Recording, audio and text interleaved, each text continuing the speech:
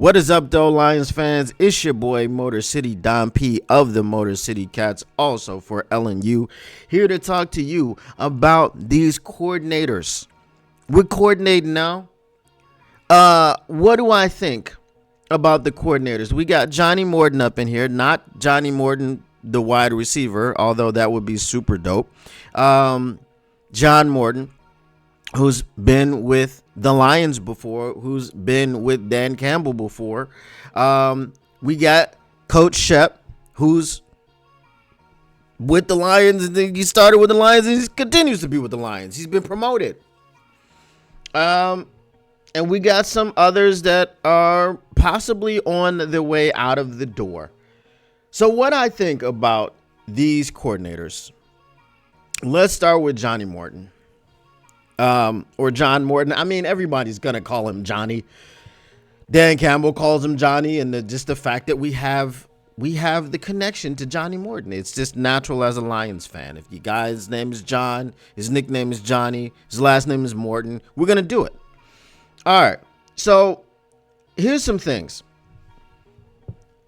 John Morton, or Johnny Morton, is a Michigan native. It's one of those things that if you're from Detroit, if you're from Michigan, I think basically if you're from anywhere, you're gonna root for the hometown guy. He's an hometown guy. He was born in Auburn Hills. He went to Western Michigan, yada yada yada. Okay, none of that actually matters. It's just part of his background. The first thing that I'm gonna look, if we're gonna put a positive spin on it, because obviously it wasn't the sexy hire, it wasn't the splash hire, it also wasn't the internal guy that we thought it was going to be, which was Tanner Engstrand, and we're going to talk about him a little bit later. But John Gruden is the guy that gave John Morton his start in coaching, and the significance of that is that he also played for John Gruden briefly. He was a wide receiver in the NFL. He played with John Gruden, and then obviously the NFL career didn't go as long as he wanted it to go. And then the first thing he does is talks to John Gruden, and John Gruden gives him a chance to be a coach. So then when this happens, obviously he's impressed John Gruden because he followed him to a couple different stops, right? And then John Gruden had something to say about him possibly being hired, okay, before it was made official, before it was announced. John Gruden said, I hope Detroit gets him. I know there's other teams that are trying to get him, and I know Denver doesn't want to lose him, which is also significant because we know that the head coach of the Denver Broncos is Sean Payton. And we know that Sean Payton was Dan Campbell's mentor. He still is his mentor. He still calls him up and talks to him about, certain decisions and things of this nature. They still chop it up. We know that Sean Payton is an offensive-minded head coach. He is the play caller. He is the offensive coordinator pretty much. But when he enjoys the input that the passing game coordinator gives him, and he enjoys having the passing game coordinator around, and he respects the mind of the passing game coordinator, that's saying something. And when John Gruden, who is an offensive coordinator, who is an offensive-minded head coach, spider wide banana, all that stuff, Gruden's quarterback camp, all of these things we know John Gruden for, despite the emails and the other things that he said. That's neither here nor there. But when John Gruden says, hey, this guy is the guy, that's gotta hold some weight. And it's not just John Gruden. It's not just Sean Payton. We're going to get into some other quotes from some other people. But to continue his quote, he says, but if you can add Johnny Morton, that'd be a good reason to go have a glass of Cabernet, the best one you've got. Okay. Now, I guess he's assuming that everyone has a 1929 Rio Bijou. I don't know wine. Okay. I don't. I don't know it. Okay, but I guess, that's just what he's saying. It's a cause for celebration.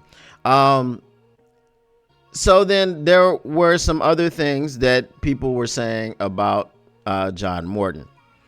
One of those people that we may not have known this, okay, because I don't think a lot of people remember John Morton or Johnny Morton as being here in the 2022 season. But he apparently was part of the reason that Jared Goff started to evolve into the quarterback he's evolved in today. And yes, again, I will reiterate this. You are allowed to evolve, right? You can come into an organization as a player that's on this level, and then you can go up here. It's possible. It happens. Okay, it happens. All right. So here's a quote talking about Johnny Morton. It says, yeah, well, look, I would say he's more comfortable at this time than he was last year. A lot of that has to do with what we've done offensively. I would say Lions offensive coordinator, Ben Johnson, at the time, he was not Osama Ben Johnson at the time. He was just Ben Johnson, has done a really good job, and his staff. Not only what we're doing on where we're going, bringing in Lions senior offensive assistant John Morton has been really good for us, who was at Vegas. But also, we're doing it in a number of things that he did well at LA. So I think those will help him. Now, if you're struggling to get through that quote, just understand that was Dan Campbell talking about Jared Goff's early progression in July of 2022. So that was helpful to him. And then also there was a quote from former Lions head coach Ben Johnson, who some people know as Osama Ben Johnson, and it's okay. He says this about Jared Goff's resurgence, and he gave a lot of credit to Morton. He said, yeah, well, look, I would say he's more comfortable at this time than he was last year. A lot of that has to do with, no, that was the first quote, my bad. The second one, he says, I'm really proud of how he's taken the coaching this year, from Lions quarterback coach Matt Brunell, from Lions senior offensive assistant John Morton, from Lions offensive assistant JT Barrett, myself, and he's taken any criticism we've had about this game, and he's worked to improve those. And that's been on a weekly basis. So I've seen growth from him as a player, and like I said, to start the year, as long as a player is still growing, it's very encouraging as a coach. Growing, coaching, right? Okay, all right. So the biggest vote of confidence comes from the Lions head coach Dan Campbell in October of 2023. He said, John Morton, man, Johnny's a superstar now. And there's a number of things that he did for us last year that are things that we've kept. And I really feel like that helped Tanner as well. So the thing that I can take from that is John Morton has had multiple stops with people he's made an impression on. He's had multiple stops with John Gruden. He's had multiple stops with Sean Payton. And now he's going into his multiple stop with Dan Campbell. And there's been good things to say. The only negative thing that I could see being said was from Todd Bowles, who fired him and said he didn't run the football enough.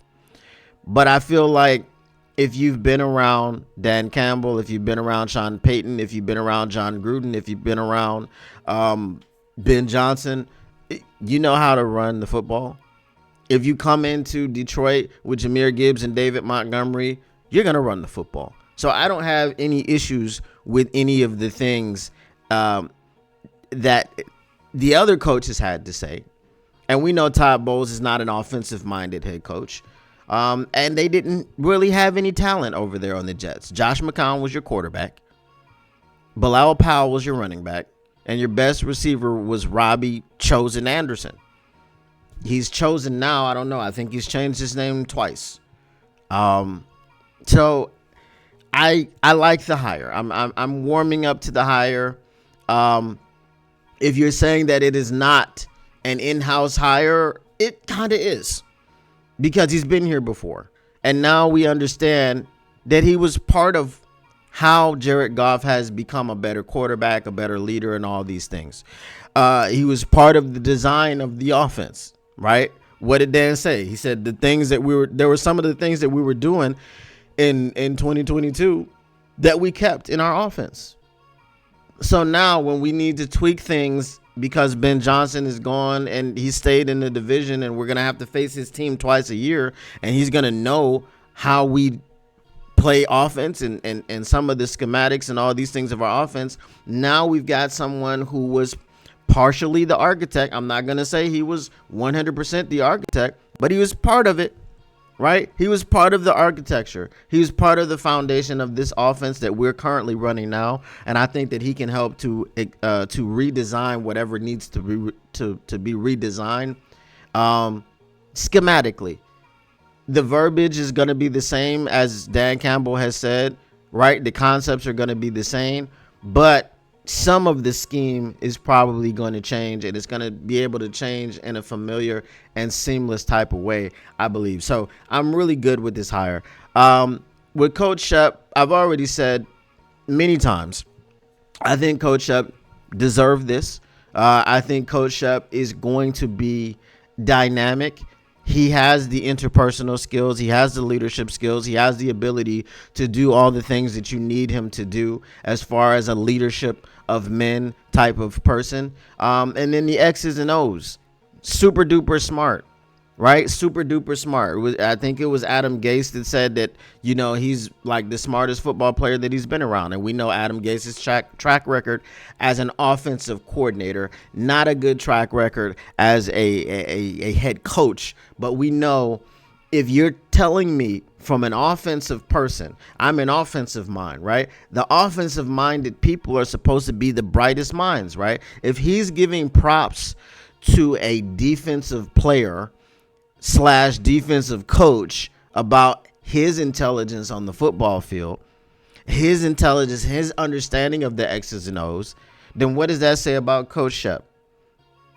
Right? That is a ringing endorsement from, again, Adam Gase was a offensive coordinator who failed as a head coach, but he was a good offensive coordinator.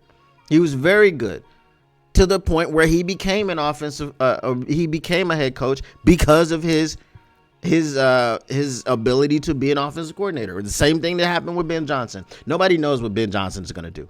Nobody knows what kind of head coach Ben Johnson is going to be. Nobody knows what kind of leader he is. Nobody knows what he's going to do when he's faced with adversity. Nobody knows what he's going to do if he has to deal with the type of injuries, on his side of the football that AG had to deal with on his side of the football this year. Nobody knows.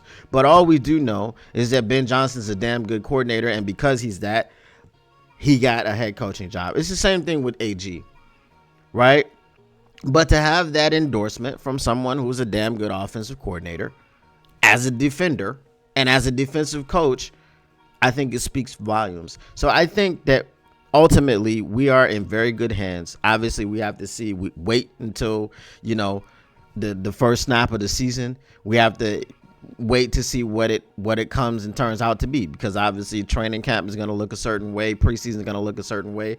But when that ball gets snapped on the opening night of the season, or the opening afternoon, or the opening evening, whenever we play our first game, then we'll start to get a clearer picture of how these coordinators are going to affect the Detroit Lions, either positively or negatively. And obviously, we hope it's all positive.